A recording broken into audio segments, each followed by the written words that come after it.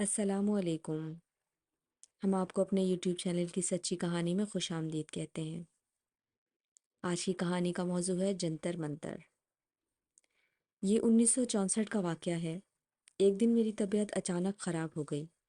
صبح سو کر اٹھا تو گردن میں ہلکا ہلکا درد محسوس ہوا۔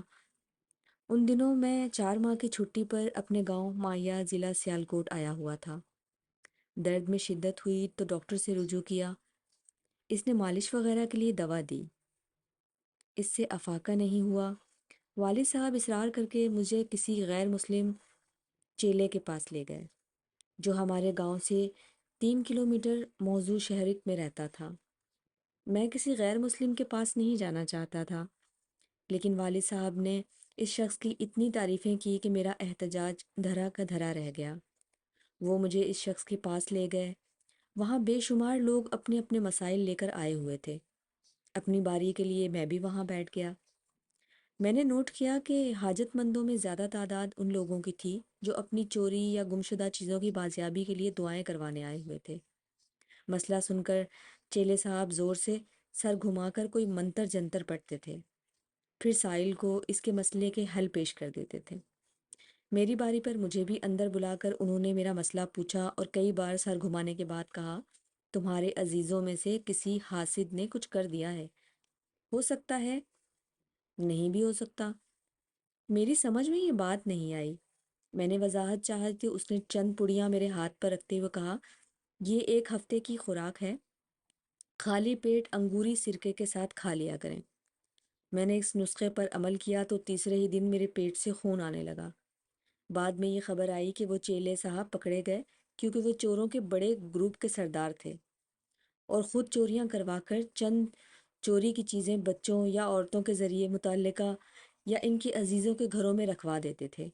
جب سائل چوری کے بارے میں معلومات لینے آتے تو جھوٹے جنتر منتر پڑھ کر ان چیزوں کی نشاندہی کر دیتے کہ فلاں جگہ یا فلاں عزیز کے گھر میں اس جگہ آپ کی چیز پڑی ہے۔ یہ کام وہ اتنی مہارت اور ڈرامے بازی سے کرتے تھے کہ ان کے عقیدت مندوں کو شبہ تک نہیں ہوتا تھا۔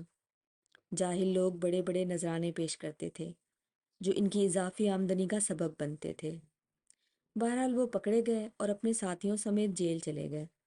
ادھر میں نے حکیم سے اپنا علاج شروع کرایا، مگر پوری طرح افاقہ نہیں ہوا۔ میں نے سنبڑیال کے ایک پیر کے بارے میں سنا کہ وہاں نہر کے کنارے سنتھا نامی گاؤں میں رہتے ہیں۔ وہ صرف دعا دیتے اور مریض تندرست ہو جاتا۔ لوگوں نے اس پیر کے بارے میں مجھے بتایا کہ وہ مجذوب ہیں اور کسی سے کچھ نہیں لیتے۔ میرے دل میں پھر خود بدھ ہوئی کہ چلو ایک تجربہ اور صحیح۔ پہلے والا شخص غیر مسلم تھا اور اس نے اچھا خاصا نذرانہ بھی لیا تھا۔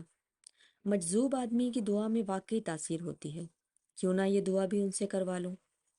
میں وقت نکال کر ان کے گاؤں پہنچا۔ نہر کے کنارے واقع ایک بڑے سے کمرے میں ان کا قیام تھا۔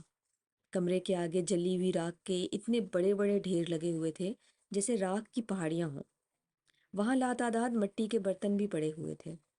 جگہ جگہ لوگ لکڑیاں اور اپلے جلا رہے تھے۔ بہت سے لوگ برتنوں میں نہر سے پانی بھر کر آگ بجھا رہے تھے۔ پہلے مجھ پر ان کے عجیب و غریب مناظر کا مطلب واضح نہیں ہوا۔ حیران و پریشان پیر صاحب کے کمرے میں داخل ہوا۔ کئی لوگ ان کے پلنگ کے ارد گرد بیٹھے ہوئے تھے اور پیر صاحب ایک چھوٹی سی قمیض میں تقریباً ننگے پلنگ پر لیٹے تھے۔ میں نے ادب سے سلام کیا۔ انہوں نے شان بے نیازی سے مجھے دیکھا اور جواب دیتے ہوئے پوچھا، کیوں آئے ہو؟ میں نے اپنی تکلیف بتاتے ہوئے کہا، حضرت اگر آپ میری صحت کے لیے دعا فرما دیں تو میں ساری عمر مشکور رہوں گا۔ انہوں نے باہر کی طرف انگلی اٹھاتے ہوئے کہا، جاؤ باہر جا کر پہلے آگ جلاؤ، پھر پانی بھرو اور وہ آگ بجھا کر میرے پاس آؤ۔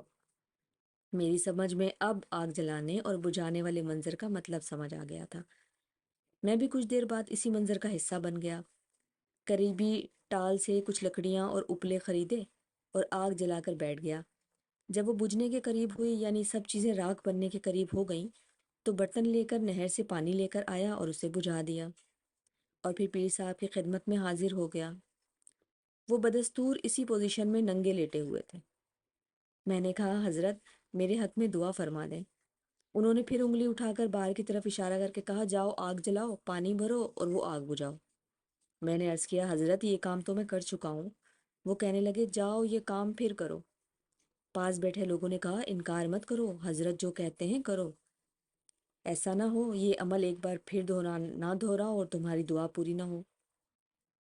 دعا کرانے پھر پیر صاحب کے پاس آیا۔ اسی وقت وہ کمرے میں اکیلے تھے۔ میں نے ادب سے کہا حضرت میں دوبارہ لکڑیاں اور اپلے جلا چکا ہوں، اب تو میرے لیے دعا فرما دیں۔ وہ میرے لہجے پر تھوڑا سا مسکرائے، اشارہ کر کے مجھے اپنے قریب آنے کے لیے کہا۔ میں نے اس پر عمل کیا۔ انہوں نے اپنا ہاتھ آگے بڑھایا اور کہا اسے چھو کر دیکھو۔ میں نے ہاتھ پکڑا تو وہ گرم ہو رہا تھا، یقیناً انہیں تیز بخار تھا۔ وہ کہنے لگے 1 ہفتے سے بخار میں جل رہا ہوں، اگر میری دعا میں اتنی تاثیر ہوتی تو سب سے پہلے میں اپنا بخار اتارتا۔ مجھے تم پڑھے لکھے اور باہر کے کسی علاقے کے لگتے ہو، تم کن چکروں میں پڑ گئے ہو؟ یہ سب دنیاوی جنجال ہیں، کچھ لو اور دو کے نام پر لوگوں کو دھندے چلائے جا رہے ہیں۔ تم اپنی صحت سے مت کھیلو، شہر جاؤ اور کسی اچھے سے ڈاکٹر کو جا کر دکھاؤ، اللہ بھلا کرے گا، اور میرے لیے بھی دعا کرنا۔ یہ کہہ کر اس مجذوب یا پیر جو چاہے سمجھے نے کروٹ بدل لی، گویا اس نے صاف کہہ دیا تھا میاں اپنا وقت برباد مت کرو اور جاؤ۔ میں ہکا بکا رہ گیا۔ دل میں اس شخص کی عقیدت تو نہیں، البتہ عزت پیدا ہو گئی کہ اس نے گول مول الفاظ میں سچائی اگل دی تھی۔ جب بعد میں اس کی بات پر مزید غور کیا تو اور زیادہ واضح ہو گئی کہ یہ ٹال والے کا گورکھ دھندا تھا۔ اس کا ایندھن اس نام نہاد پیر کی وجہ سے دھڑا دھڑ بک رہا تھا، اور وہ پیر صاحب کو یقیناً اس کے عوض کچھ دیتا ہوگا۔ ہمارے جاہل اور معصوم لوگ ان کے ہاتھوں بے وقوف بن رہے تھے، اور جانے کب تک بنتے رہیں گے۔